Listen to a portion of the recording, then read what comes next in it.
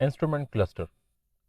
अब instrument cluster, या जिसे आमतौर पर लोग डैशबोर्ड भी कहते हैं, कि जो हमें इंस्ट्रूमेंट क्लस्टर में जितनी भी रीडिंग्स आ रही है, जितने जितने डेटा हमें गाड़ी शो कर रहा है, मुख्तलिफ स्क्रीन हम उसको चेंज करते हैं, और वो कौन कौन सा हमें डेटा प्रोवाइड करते हैं, आज हम उसके बारे में बात करेंगे।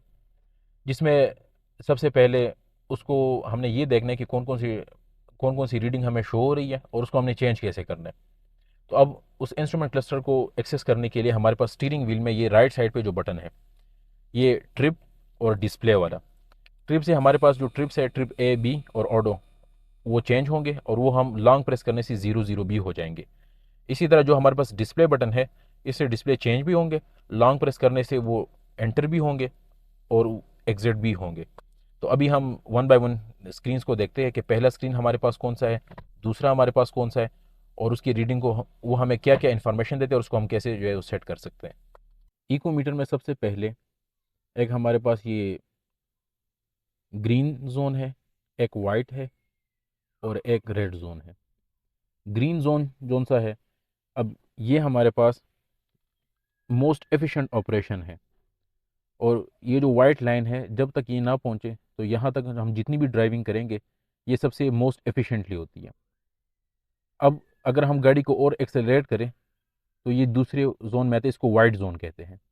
अब वाइट जोन में हमारे पास जो सी ड्राइविंग है, इसमें एडिशनल पावर चाहिए, और ये हमें बताता है कि हम कितनी एनर्जी कंज्यूम कर रहे हैं। और अगर इंजन भी स्टार्ट हो, तो ये हमें इलेक्ट्रिक पावर कितना यूज़ हो रहा है, और साथ में इंजन जितनी पावर यूज़ कर रहे हैं, वो कंबाइन करके हम कितनी पावर यूज़ कर रहे हैं। तो ये वाइट जोन है। यहाँ तक हमारे पास इको जो है वो नज़र आ रहा होता है। लेकिन जैसे ही हम इसको भी एक्सीड करते हैं और हम जाते हैं पावर मोड में, तो पावर मोड का जो जोन है वो है रेड कलर का।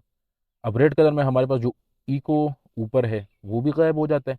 ये ड्राइवर को रियलाइज़ करने के लिए कि अभी हम पावर मोड में जा रहे हैं।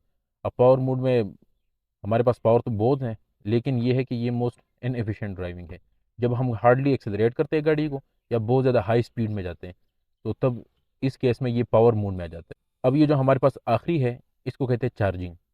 अब जब हम रीजनरेटिव चार्जिंग कर रहे होते हैं, तो तब हमारे पास ये वाला सेक्शन आता है। जब हम नीचे जा रहे हैं, डाउन हिल जा रहे हैं, या हम ब्रेक दबाते हैं, तो तब ये चार्जिंग वाला जो सा लाइन है, ये हमें ये बताता है कि हम दोबारा काइनेटिक एनर्जी को दोबारा अपनी बैटरी में स्टोर कर रहे हैं। और जो सबसे लेफ्ट में है, ये हमारे पास है बैटरी, जो कि हमें उसका लेवल बताते हैं, इसमें अभी चार्जिंग लेवल, चार्जिंग स्टेटस क्या है। इस स्क्रीन को एनर्जी मॉनिटर स्क्रीन कहते हैं। इसमें सबसे पहले हमारे पास ये स्टेल्थ मोड है, इसको बैटरी मोड भी कहते हैं। इसमें जितनी भी पावर है, ये वो सारी की सारी बैटरी पैक प्रोवाइड करती है। इसके बाद ये दूसरा हमारे पास है रीजनरेटिव या रीजनरेशन चार्जिंग। अब ये अगर आप एरोस को देखेंगे, तो ये एरोस हमें ये बताते हैं कि अगर इंजन से पावर किस तरफ जा रही है, या बैटरी किस तरफ, बैटरी चार्ज हो रही है या डिस्चार्ज हो रही है। अगर बैटरी की तरफ एरोस है, तो मतलब ये है कि बैटरी चार्ज हो रही है। अगर बैटरी के से बाहर की तरफ एरोस है, तो इसका मतलब कि वो डिस्चार्ज हो रही है। अगर टायर की तरफ एरोस है, तो इसका मतलब ये है कि टायर जो है वो पावर कंज्यूम कर रहे हैं। और अगर टायर से आउटसाइड जो एरोज आ रहे हैं, तो इसका मतलब ये है कि टायर जो है वो रीजनरेटिव ब्रेकिंग की वजह से इलेक्ट्रिसिटी जनरेट कर रहे हैं, जो कि बैटरी में चार्ज हो रहा है। तो आप एरोस को भी साथ साथ देखते जाएं, और ये जो डिफरेंट एरोस की कम्बिनेशन हमें नज़र आएगी, तो इसको कहते क्या हैं। तो ये हमारे पास रीजनरेटिव चार्जिंग है। ये दूसरा, ये हमारे पास है इंजन एंड मोटर ड्राइव, कि जिसमें इंजन और मोटर जो है वो ड्राइव कर रहे हैं, दोनों जो है वो पावर प्रोवाइड कर रहे हैं। दूसरा है engine drive plus charge, engine and motor drive plus charge, full power और ग्रेजुअल स्लोइंग, और startup charge and engine heat. ये तब होता है जब हम गाड़ी को स्टार्ट करते हैं, तो सबसे पहले हमारे पास इंजन को और जो हमारे पास एग्जॉस्ट सिस्टम है, उस सबको एक टेम्परेचर पे लाने के लिए इस तरह होता है कि इंजन स्टार्ट हो जाता है, पूरी सिस्टम को वार्म अप करके फिर बंद हो जाता है।